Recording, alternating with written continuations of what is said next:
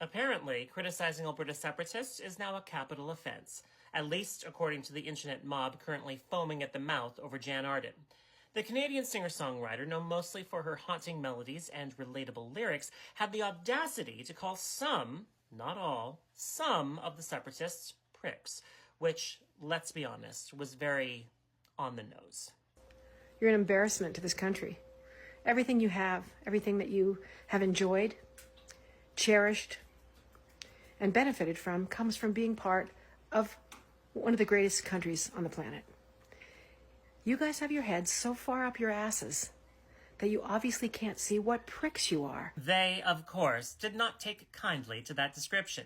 Cue the unhinged replies, death threats, and furious keystrokes from far-right keyboard warriors, dreaming of a Republic of Alberta where oil is king and empathy is treason. But this isn't just about a beloved Canadian icon being dragged by people whose entire personalities are, I like oil and hate Ontario. It's a symptom of something bigger, something uglier. The rise of extremism in Canada, especially in Alberta, where some folks have decided that federal policies and economic frustration justify thoughts of treason, fantasizing about their own country, violating Indigenous treaties, and threatening people on Twitter. But let's be clear, threatening violence doesn't make them freedom fighters. It makes them criminals. This is Canada, and whether they like it or not, they still live here, which means threatening someone online or in person breaks the law. Specifically, Criminal Code Sections 264, 264.1, 423, and 318 through 320. And all of that can land you in prison up to 5 years. And while I believe everyone has the right to an opinion, not everyone's opinion is informed, and not every reaction is justified.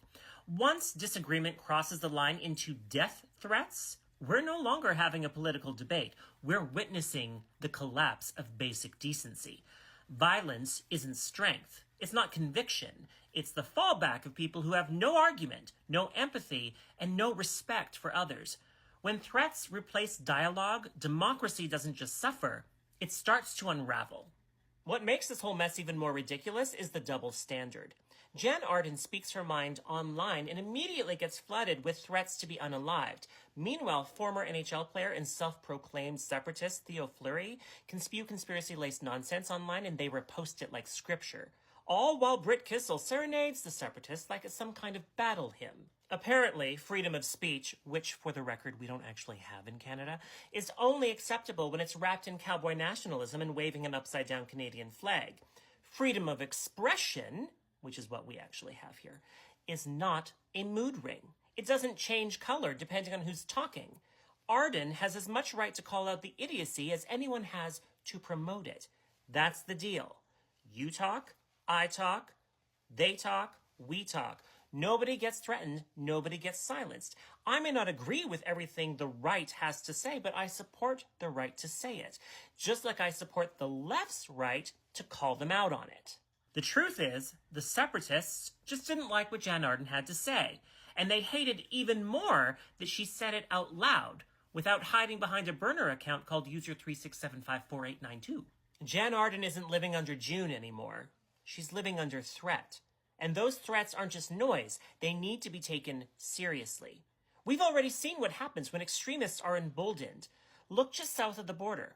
It only takes one unhinged person to turn a threat into tragedy. The RCMP and the local authorities should be involved. IP addresses tracked, account histories reviewed, and anyone who threatened to unalive her or anyone else should face criminal charges. No exceptions. If you threaten someone's life online, you deserve the full weight of the law. Freedom of speech does not mean freedom from consequences. And sure, Jann Arden, by exercising her freedom of speech, may, at some point, have to face some consequences. Death isn't one of them.